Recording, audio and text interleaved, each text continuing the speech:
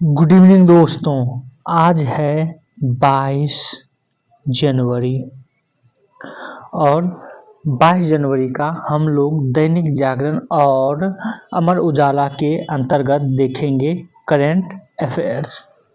और 22 जनवरी को ही पिछले साल राम मंदिर प्राण प्रतिष्ठा किया गया था, तो इस अवसर पे जो है विभिन्न जगह राम मंदिर स्थापना दिवस के रूप में मनाया जा रहा है। तो इसकी आप लोगों को हार्दिक शुभकामनाएं। उसके बाद आज जो है आपको ये भी बता दें कुछ करंट अफेयर्स महत्वपूर्ण है, तो लास्ट तक वीडियो जरूर देखें। खास करके एक दो करंट अफेयर्स तो बहुत ही महत्वपूर्ण है, उसको कॉपी भी कर लें। जैसे कि उसी में पहला करंट अफेयर्स है। यह करंट अफेयर्स हालांकि पुराना है लेकिन पुनः चर्चा में है, तो संभावना है आपको पूछ लिया जाएगा। और यह है बेटी बचाओ बेटी पढ़ाओ। यह बार बार चर्चा में भी रहा है, मीडिया में भी।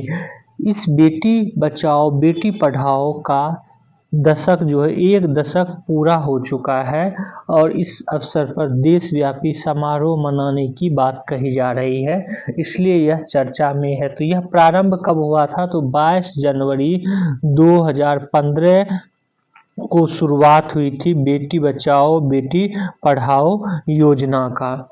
ये आपको ध्यान में रखना है। हालांकि इस फैक्ट्स को 22 जनवरी 2015 को इसके बारे में पूछा जा चुका है विभिन्न एग्जामों में, लेकिन चूंकि पुनः जो है यह चर्चा में है तो संभावना है पूछ लिया जाए। तो आपको याद रखना है, एक तो बेटी बचाओ बेटी पढ़ाओ कब प्रारंभ किया गया था? 22 जनवरी 2015, डेट सहित आपको इसमें याद रखना है। और आपको ये भी बता दें, केंद्रीय महिला एवं बाल विकास कल्याण मंत्रालय के अनुसार केंद्र सरकार की बेटी बचाओ बेटी पढ़ाओ योजना 10 साल पूरे होने पर देशव्यापी समारोह मनाया जाएगा। यह किसने कहा है? केंद्रीय महिला एवं बाल विकास कल्याण मंत्रालय ने। अब बात यहाँ पर यह है कि बेटी बचाओ बेटी पढ़ाओ संबंधित किससे था योजना?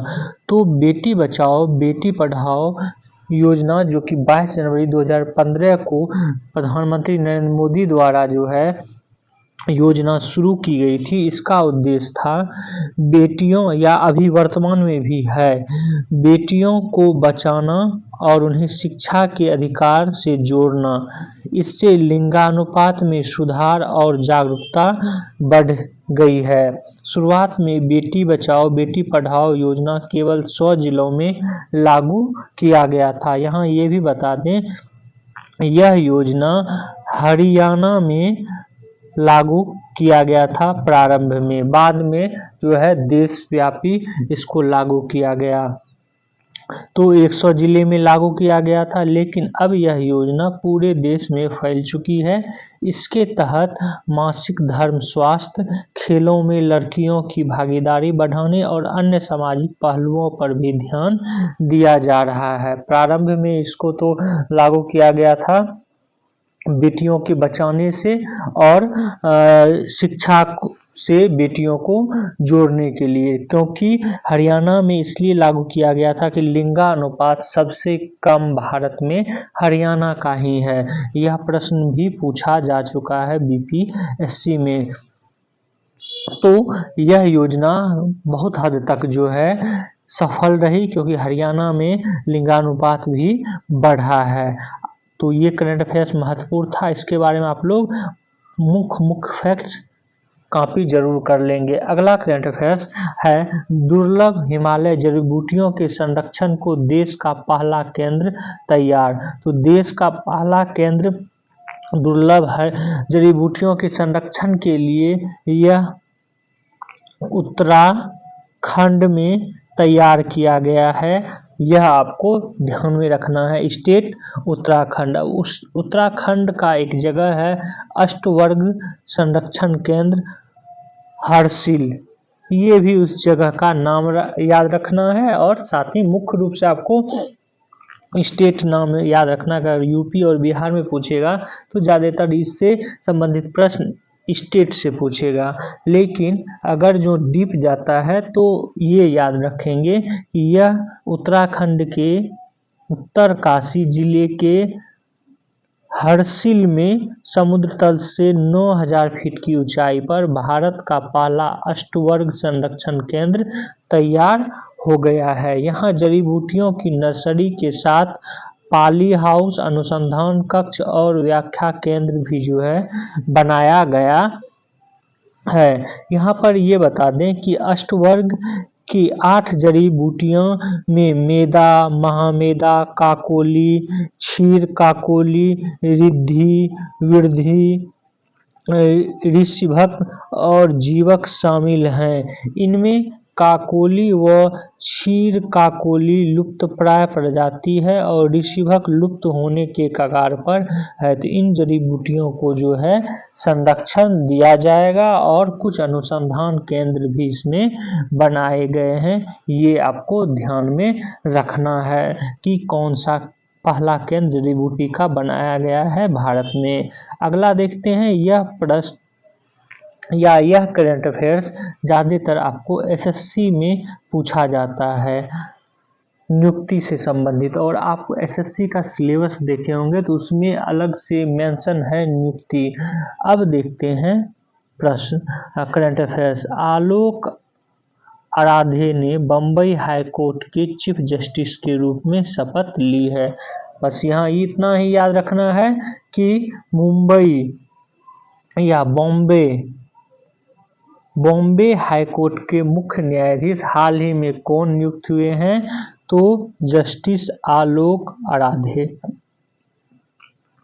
यहाँ पर आपको बता दें कि चीफ जस्टिस ऑफ बम्बई आलोक आराध्य को शपथ दिलाया है किसने? महाराष्ट्र के राज्यपाल सीपी राधाकृष्णन ने चीफ जस्टिस आलोक आराध्य को शपथ दिलाई। तो ये भी आपको ध्यान में रखना है कि किसी भी राज्य के मुख्य न्यायाधीश को शपथ कौन दिलवाता है, तो वहाँ का राज्यपाल। ये भी आपको ध्यान में रखना है। आगे देखते हैं, आज का अगला करंट अफेयर्स है, यह है सिंधु जल विवाद से संबंधित। सिंधु जल विवाद से जो है के लिए एक विशेषज्ञ समिति का गठन किया गया था। यह गठन जो है विश्व बैंक के नेतृत्व में किया गया था। यह भी आपको ध्यान में रखना है। और यह भी आपको बता दें कि सिंधु जल विवाद जो है ये विश्व बैंक ने ही पहले प्रारंभ में इसको सिंधु जल विवाद को तटस्थ रूप से सिंधु नदी के जल के बंटवारे में योगदान दिया था। दैट मीन्स कि एक तरह से कहें कि सिंधु नदी जो कि वर्तमान में देखेंगे भारत के कश्मीर और उसके बाद यह पाकिस्तान में चली जाती है, लेकिन इसमें बहुत सारी नदियां इसका मिलती है जिसमें सतलज, झेलम, उसके बाद आप देखेंगे झेलम के अलावा व्यास और भी छोटी छोटी नदियां हैं। उसी में आप देखेंगे किशनगंगा, ठीक है। तो ये सब नदियां जो है सिंधु की ट्रिब्यूटरी के अंतर्गत आती है, जिससे संबंधित सिंधु जल विवाद 1960 में हस्ताक्षर हुआ था कराची में भारत और पाकिस्तान के बीच। लेकिन यहाँ पर इसके बारे में कुछ अन्य तथ्य भी, महत्वपूर्ण तथ्य आपको बता देते हैं, तब यह बताएंगे कि क्यों आज चर्चा में है, तब आपको समझ में आएगा। इस जो 1960 का सिंधु जल विवाद है, सिंधु जल विवाद नहीं कहे, सिंधु नदी प्रणाली से संबंधित एक संधि है या सिंधु जल संधि इसको कहें तो ज़्यादा उपयोग होगा। सिंधु जल संधि जो कि 1960 में हुआ था भारत और पाकिस्तान के बीच। इसमें यह कहा गया था कि सिंधु नदी प्रणाली का पानी का 20% हिस्सा भारत और 80% हिस्सा पाकिस्तान जो है वो प्रयोग में करेगा। इसके तहत भारत को व्यास, रावी और सतलुज, ये 3 नदियों का नाम आप लोग कहीं लिख लेंगे या याद कर सकते हैं तो याद कर लें। व्यास, रावी और सतलुज नदी का पानी का जो है नियंत्रण भारत के अधीन रखा गया और सिंधु नदी, चेनाब नदी और झेलम नदी, इन 3 नदियों का नियंत्रण पाकिस्तान के पास जो है दिया गया। दैट मीन्स भारत को पश्चिम की नदियों का पानी सीमित उपयोग करने की अनुमति दी, क्योंकि यह पश्चिम में आता है। सिंधु नदी पश्चिम में आता है सिंधु नदी विवाद के अंतर्गत, और सिंधु नदी, चेनाब नदी और झेलम यह पूर्व की आता है। तो यह पूर्व की नदियों का पाकिस्तान को दिया गया था। इस संधि के तहत भारत को पश्चिम नदी पर भंडारण नहीं करना चाहिए, यह भी जो है कहा गया था। और इसी को लेकर जो है अभी विवाद हुआ है। और यह सिंधु जल विवाद जो है 1960 में सिंधु जल नदी बंटवारा, ये उस समय जवाहरलाल नेहरू प्रधानमंत्री थे, आपको यह भी ध्यान में रखना है। और राष्ट्रपति पाकिस्तान का था अयूब खान, ये भी आपको ध्यान में रखना है। तो यह विवाद समझ में आ गया कि सिंधु जल संधि है क्या। सिंधु नदी में से 3 नदियां व्यास, रावी, सतलज का पानी का प्रयोग भारत करेगा। सिंधु नदी में से नदी प्रणाली में से सिंधु, चेनाब और झेलम का पाकिस्तान करेगा। लेकिन विवाद क्या चीज के लिए है वर्तमान में, वो हम लोग देख लेते हैं अब कि सिंधु जल समझौते पर पाकिस्तान को झटका लगा है। विश्व बैंक की ओर से नियुक्त तटस्थ विशेषज्ञ ने किशनगंगा और रतले जल विद्युत परियोजना पर भारत और पाकिस्तान के बीच विवादों को सुलझाने के लिए रूपरेखा पर भारत की स्थिति का समर्थन किया है। तो हुआ क्या है कि किशनगंगा जो है इन्हीं नदियों की एक ट्रिब्यूटरी है, और इस पर रतले जल विद्युत परियोजना भारत बना रहा था। और पाकिस्तान का कहना था कि इससे जो है पाकिस्तान में पानी नहीं आएगा, ठीक है, मतलब पाकिस्तान को इससे हानि होगी। तो इसलिए एक विशेषज्ञ समिति की विश्व बैंक के नेतृत्व में नियुक्ति हुई थी, और विश्व बैंक ने जो है यह कहा है कि भारत इसमें किसी प्रकार की इस विवाद सिंधु जल विद्युत जो संधि है, सिंधु जल संधि जो है उसका कोई उल्लंघन नहीं कर रहा है, क्योंकि वो जिस नदी का पर बना रहा है वह उल्लंघन नहीं करता है सिंधु नदी जल संधि का। तो इससे जो है पाकिस्तान को तो झटका लगा है, लेकिन भारत ने इसका स्वागत किया है। भारत ने विश्व बैंक के तटस्थ विशेषज्ञों के फैसलों का स्वागत किया।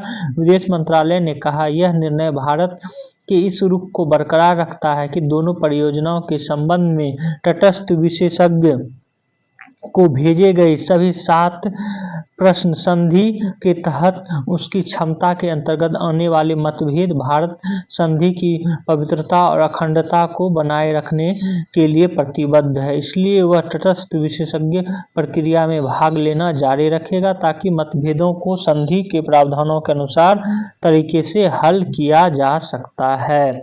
लेकिन आप यहाँ पर यह भी देखें कि जैसा कि ऊपर बताएं कि 20 और 80 की बात हो रही है। विश्व में इस प्रकार की जल संधि किसी भी देश के साथ नहीं हुई है। यहाँ तक कि कनाडा और यूएसए के बीच भी नदी जल संधि है, लेकिन ऐसा नहीं हुआ है कि वह कोई जो है, जो देश अपने डोमिनेंट देश हो वह 20% ही जल का उपयोग करेगा और अपने से अपोनेंट देश को 80% यूज करने देगा। लेकिन भारत ने यह संधि 1960 में की और उसको अभी तक निभा रहा है। तो विवाद आपको समझ में आ गया होगा कि किस मुद्दे को लेकर था। किशन गंगा नदी और रतले जल विद्युत परियोजना को लेकर। आज का अगला करंट अफेयर्स देखते हैं।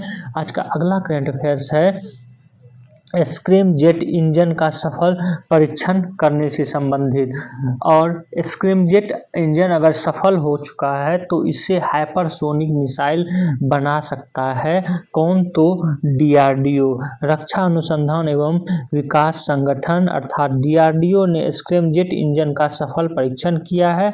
यह परीक्षण मंगलवार को डीआरडीओ के भाग्यनगर स्थित रक्षा एवं अनुसंधान विकास प्रयोगशाला में किया गया। तो अब ये जान लें कि स्क्रेम जेट इंजन होता क्या है। स्क्रेम जेट इंजन जो है, ये स्क्रेम जेट कंबस्टर में एक फ्लेम स्टेबलाइजेशन तकनीक का उपयोग किया जाता है इस इंजन में, जो 1.5 किलोमीटर प्रति सेकेंड से अधिक वायु गति के साथ कंबस्टर के अंदर निरंतर आंच बनाए रखती है। परीक्षण के दौरान फ्लेम होल्डिंग तकनीक का अध्ययन ग्राउंड टेस्ट के माध्यम से किया जाता है ताकि स्क्रेम जेट इंजन कॉन्फ़िगरेशन तक पहुंच सके। कॉन्फ़िगरेशन, तो आप ये ध्यान में रखेंगे कि स्क्रेम जेट इंजन में जो है एक फ्लेम स्टेबलाइजेशन तकनीक का प्रयोग किया जाता है और इस तकनीक से 1.5 किलोमीटर पर सेकेंड से अधिक वायु गति से कंबस्टर जो है वह चलने लगता है, जिससे कि इसकी तेजी जो है बढ़ जाती है और इससे क्या होता है कि हाइपरसोनिक मिसाइल बनाया जा सकता है। तो यह एक तकनीक है, आपको ध्यान में रखना है। आज का अगला करंट अफेयर्स देखते हैं। आज का अगला करंट अफेयर्स है, यह है दावोस बैठक। दावोस बैठक जो है स्विट्जरलैंड में होता है, क्योंकि स्विट्जरलैंड का एक टाउन है दावोस। और इस बैठक में भारत के 87% सीईओ ने देश की आर्थिक ताकत पर भरोसा जताया है। बस इतना भी आप लोग याद रखेंगे तो आपका करंट अफेयर्स बन जाएगा। हालांकि बहुत ज़्यादा ये इम्पोर्टेंट नहीं है। अगला आज का करंट अफेयर्स देखते हैं। आज का अगला करंट अफेयर्स है, यह है अमेरिका WHO से भी हटा चीन को तवज्जो देने का आरोप। बस आपको यहाँ पर यह याद रखना है कि हाल ही में कौन सा देश WHO वर्ल्ड हेल्थ ऑर्गेनाइजेशन से जो है हट गया। दैट मीन सदस्यता जो है अपनी वापस ले ली है, तो वो USA है। USA जो है अपनी सदस्यता वापस ले ली है, क्योंकि इससे पहले जब पहली बार डोनाल्ड ट्रंप राष्ट्रपति बने थे तो WTO से भी जो है इन्होंने ये किया था और इससे संबंधित प्रश्न पूछा गया था। और WHO से तो डोनाल्ड ट्रंप का जो है 36 का आंकड़ा कोरोना काल से ही रहा है। तो ये आपको करंट अफेयर्स में याद रखना है कि कौन सा देश WHO से वापस अपने आप को किया है। अगला आज का करंट अफेयर्स, यह करंट अफेयर्स सिर्फ जानकारी के लिए जान लें, लेकिन बहुत ज़्यादा इम्पोर्टेंट नहीं है। नागरिकता से संबंधित एक नया आदेश आया है, अमेरिका के राष्ट्रपति ने दिया है और यह आदेश है कि अब अमेरिका में जन्म लेने वाले हर बच्चे को अपने आप वहां की नागरिकता नहीं मिल पाएगी। इसका कारण यह है कि अमेरिका के नए राष्ट्रपति डोनाल्ड ट्रंप ने जन्म के आधार पर मिलने वाली नागरिकता के नियमों को खत्म कर दिया है। आइए जानते हैं कि अमेरिका में जन्म के आधार पर नागरिकता देने वाले कानून के बारे में और नई व्यवस्था भारतीय प्रवासियों को कैसे प्रभावित करेगी। आपको इसके बारे में कल और परसों के वीडियो में डिटेल्स में समझाए हुए थे एग्जाम्पल देके दक्षिण कोरिया की एक महिला का। लेकिन अभी जान लें यह नियम क्या है। नए आदेश के मुताबिक अगर जन्म के साथ किसी बच्चे को अमेरिका की नागरिकता चाहिए तो उसके माता या पिता में से एक का अमेरिकी नागरिक होना अनिवार्य होगा। साथ ही किसी एक के पास ग्रीन कार्ड होना चाहिए या किसी एक का अमेरिका की सेना में होना जरूरी है। ट्रंप का कहना है कि यह आदेश बर्थ टूरिज्म और अवैध प्रवासियों को रोकने की दशा में बहुत बड़ा कदम है। नागरिकता हासिल करने के मकसद से प्रवासी अमेरिका जाकर अपने बच्चे को जन्म देते हैं, जिससे बच्चे को खुद ही वहां की नागरिकता मिल जाती है। इसके बारे में हम पहले भी बता चुके हैं कि घटना क्या हुआ था। तो ये जान लें कि एक साउथ कोरिया की महिला वो जो है प्रेग्नेंट थी। जब उनका बच्चे डिलीवरी का टाइम आया तो वो क्या की अमेरिका के लिए एक प्लेन पकड़ी और जो है वह रास्ते में पूछते रहती थी अटेंडेंट से कि कब जो है अमेरिका का एयर स्पेस आएगा। जैसे अमेरिका का एयर स्पेस आया उसने बच्चे को जन्म दे दिया। और अमेरिका की नागरिकता कानून में यह वर्णित है कि कोई भी बच्चा अगर अमेरिकी धरती पर या अमेरिका का एयर स्पेस दैट मीन्स कि वह अमेरिका मतलब फ्लाइट में ही है लेकिन अमेरिका के एयर स्पेस में आ गया है ऊपर आकाश पर, अगर बच्चा जन्म लिया तो वो अमेरिका का नागरिक हो जाएगा। उसके माता वह अमेरिका की नागरिक है या नहीं है, पिता अमेरिका का नागरिक है हो या ना हो, उससे कोई मतलब नहीं था। बस अमेरिका में जन्म लेना चाहिए। इससे क्या होता था कि कोई महिला, अभी पहले साउथ कोरिया के आपको बारे में बता दें, तो इससे क्या हुआ कि वो बच्चे तो अमेरिका का नागरिक हो गया लेकिन अटेंडेंट से वो बार बार पूछ रही थी। तो उसका इरादा ही यही था कि अमेरिका का नागरिक मेरा बच्चा हो। तो क्या किया अमेरिकी सरकार ने, उस बच्चे को तो ले लिया कानून के तहत अपने पास क्योंकि वो यूएसए का नागरिक हो गया वह बच्चा, लेकिन महिला को जो है डिपोर्ट कर दिया गया साउथ कोरिया। तो इस तरह बहुत सारे केस ऐसे भी आए हैं जो कि पर्यटन घूमने के लिए अमेरिका गया लेकिन वहां पर महिलाओं ने बच्चों को जन्म दे दिया। मान लीजिए एग्जांपल के लिए वो भारत की कोई महिला है, घूमने के लिए यूएसए गई और उसी समय जो है उनको बच्चा हो गया तो वह नागरिक हो जाता था यूएसए का। और चूंकि ना माँ ना पिताजी कोई दोनों में से कोई भी अमेरिका का नागरिक नहीं रहता था, वो भारत का नागरिक रहता था लेकिन सिर्फ उस धरती पर जन्म होने के कारण वहाँ का नागरिक हो जाता था। इसलिए यह नया जो है आदेश जारी किया गया है जो कि अभी हमने बताया कि माता पिता में से अनिवार्य होना जरूरी है या वो सैनिक के रूप में हो। इन सब तथ्यों को अब ध्यान में रखना है। तो आज का करंट अफेयर्स इतना ही है। आप लोग हमारे इस वीडियो को शेयर करें, सब्सक्राइब करें और बेल आइकन को जरूर दबा लें। Thank you for watching this video.